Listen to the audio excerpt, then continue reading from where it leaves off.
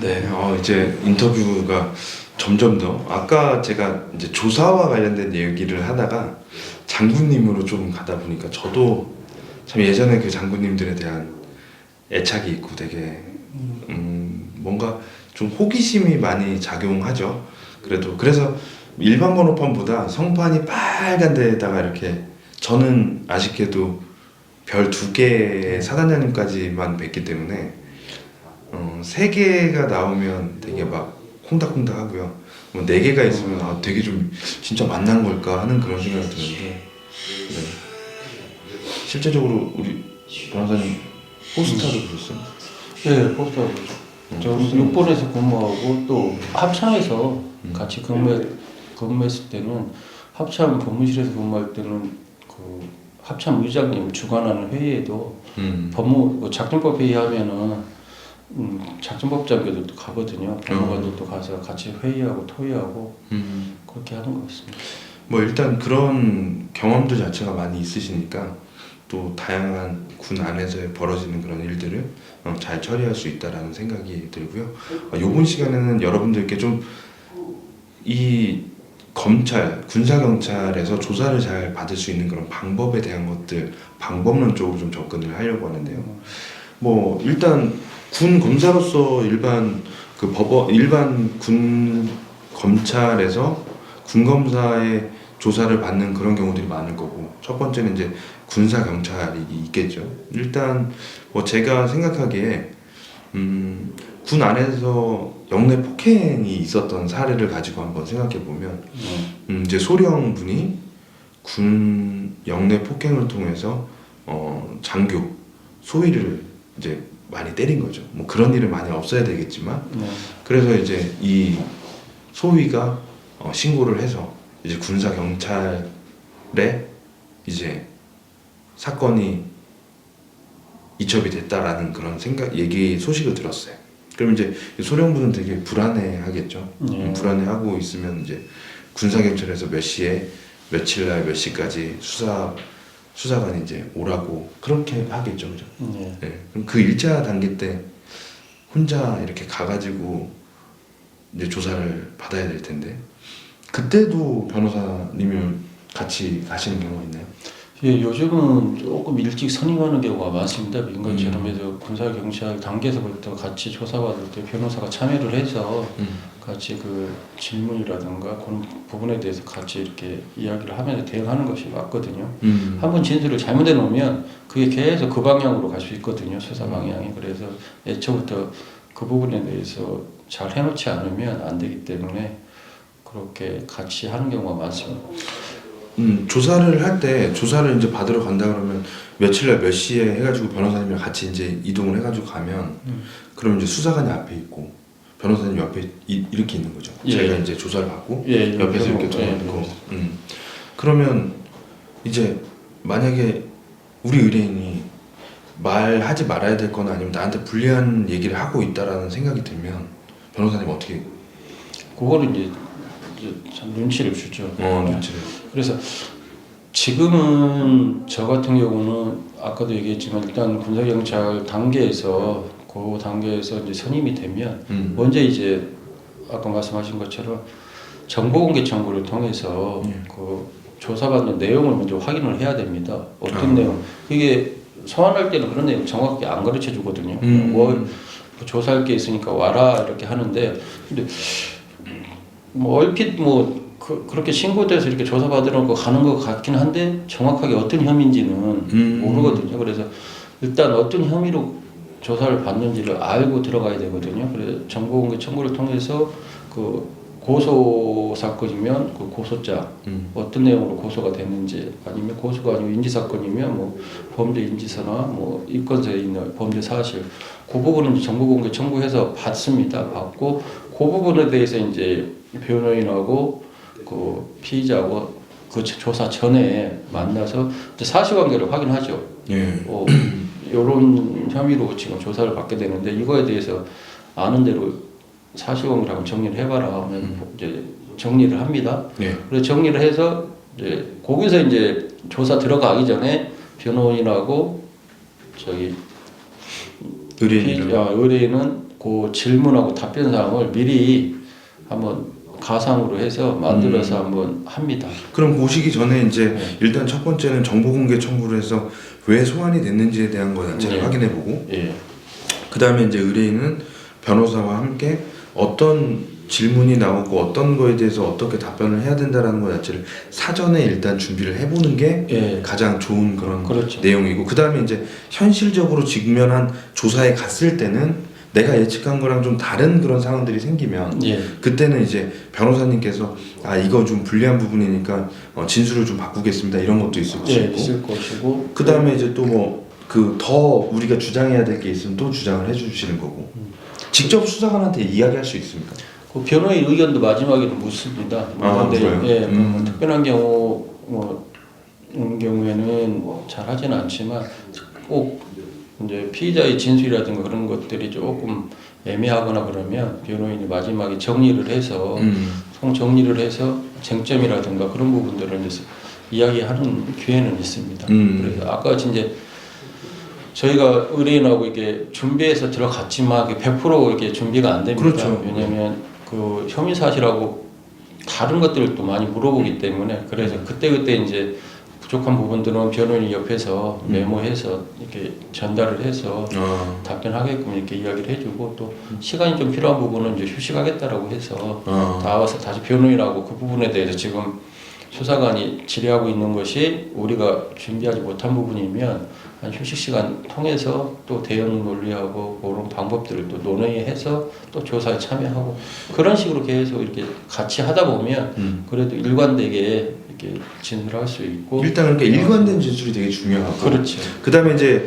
혼자서 이 조사를 받았을 때 가장 문제가 뭐냐면 마지막 결과 조서 나왔을 때 종이 이렇게 찍으려고 하면 좀 피곤하고 귀찮고 이러다 보면 그냥 그 군사경찰이 적은 거에 대한 거 자체를 그냥 바로 무인을 찍잖아요. 네. 찍는 경우도 있으니까 그거에 대한 것도 변호사님이랑 같이 가면 조금 더 좀 검토의 시간을 주는 거죠. 검토를부터 원래는 뭐 열람 시간은 주죠. 열람 시간 변호인이 없더라도 열람 시간을 열람하도록 하고 확인해서 이제 서명하고 무인하게 하는데, 네. 이제 변호인하고 같이 가면 같이 이렇게 처음부터 다시 이제 조사한 내용을 읽어보면서 좀 맞지 않는 부분이라든가 추가될 사항이 있습니다. 왜냐하면 3시간을 조사한다고 하더라도 그 PC는 녹취록이 아니라서 다 받아 적는 게 아니라 그 수사관이 본인이 딱 정리를 하는 겁니다. 딱 정리를 하기 때문에 거기에 함축되어 있는 것들이 많거든요. 그래서 그런 함축된 내용들이 우리가 원하는 방향으로 이렇게 되어 있는지 확인하고, 그게 안 돼 있으면 수정하거나 뭐 추가하거나 그런 작업이 필요한 거죠. 이제 그러면 이제 군사경찰에서 나왔는데 저는 또 좀 궁금한 게, 그래서 이제 군검사 조사가 또 있잖아요. 예. 군검사 조사가 있는데 실제적으로는 군사경찰 조사가 엄청나게 구체적으로 다 됐으면 조사를 안 할 수도 있는 거죠. 그게 이제 사건에 따라 간단한 사건들은 네. 뭐 예를 들면 그걸로 가름하고 그냥 음주운전이나 아니면 뭐 합의 사건을 공소권 없음이나 그런 사건들은 뭐 약식으로 많이 하죠. 민간은 거의 뭐 다 소환 없이 하는데 지금 그나마 군은 아직까지 이제 민간하고 달라서 웬만한 거 다 합니다. 좀 징계가 있기 때문에 공무원 조직 사회는 형사처벌을 받으면 징계를 하도록 되어 있기 때문에 그 징계를 위한 그 자료가 필요하고 또 그런 점을 정리할 필요가 있기 때문에 군검찰에서 한 번 정도는 조사합니다. 그러면 그 군 검찰에서 조사를 하면 실질적으로는 군사경찰에서 조사를 많이 했는데도 또 군 검사에서 물어볼 게 또 있을까요? 그죠, 확인하는 게 필요하죠. 확인하는 쟁점하고 왜냐면 군검사가 또 정리하는 거하고 군사경찰이 정리하는 거 좀 다르거든요. 다를 수 있으니까 그거. 군사경찰은 뭐 1차 조사 기관으로서 보통 이제 사실관계라든가 그런 부분에 이제 집중을 하는 반면에 이제 군검찰은 본인이 처분을 해야 되기 때문에 법적인 쟁점이라든가 그런 것들 또 공소사실 특정의 문제가 있기 때문에 그렇게 일목요연하게 정리가 안 되면 나중에 그것이 재판에 가서 증거 자료를 쓰일 때 군사경찰 피신만 가지고는 조금 도움이 안 되는 경우도 있습니다. 그래서 군검찰이 하게 되죠. 그럼 뭐 일단 군 검사로서 이렇게 조사를 받으시거나 그럴 때 용모나 이런 쪽은 어떠세요? 좀 용모가 단정한 사람이나 아니면 좀 깔끔하고 예의를 갖추는 사람이 아무래도 좀 그 뭐 양형까지는 아니지만 그렇죠. 보통 이제 진실성이 있는지 없는지 그런 부분들이 잘 보죠. 보고, 예. 그러니까 지금 말씀하시는 거라면 조사를 잘 받는 것도 또 중요하고 외적인 부분도 예. 되도록이면 더 깔끔하게 예. 그리고 말을 잘 듣고 또 그 이해된 대로 이렇게 행동하는 거에 대한 것 자체가 좀 보여야 되고 예. 진실성이 있어 보이면 그들에게는 더 낫다라는 예. 얘기죠. 네, 여러분들 뭐 조사를 받으시거나 이럴 때 오늘 좀 여러 가지 말씀을 나눴네요.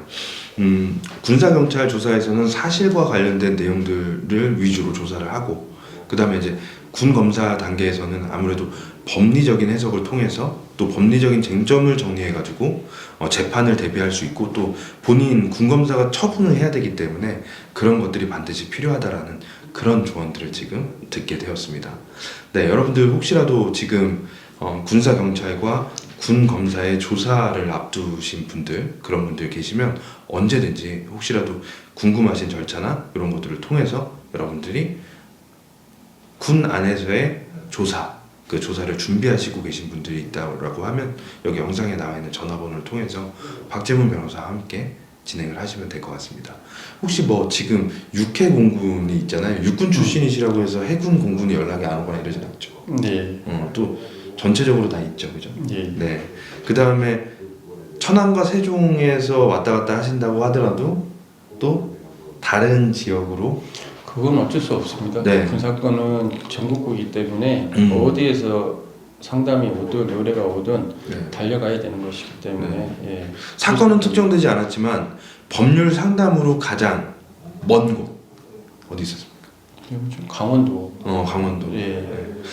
제가 강원도 출신이라서 맨날 멀고 뭐 시골 같아 보이는 거 이렇게 여쭤보면 강원도 이러면 되게 좀 우리 변호사님 강원도 되게 가까운데 좀 강원도 가까워서 강원도 되게 강원도가 제일 멀고 예, 강원도 가보니까 요즘은 고속도로하고 도로하고 잘 뚫려서 그렇게 예전같이 오래 걸리지 않고 네. 위험하지도 않더라고요. 예전에 강원도 근무해 보셨죠?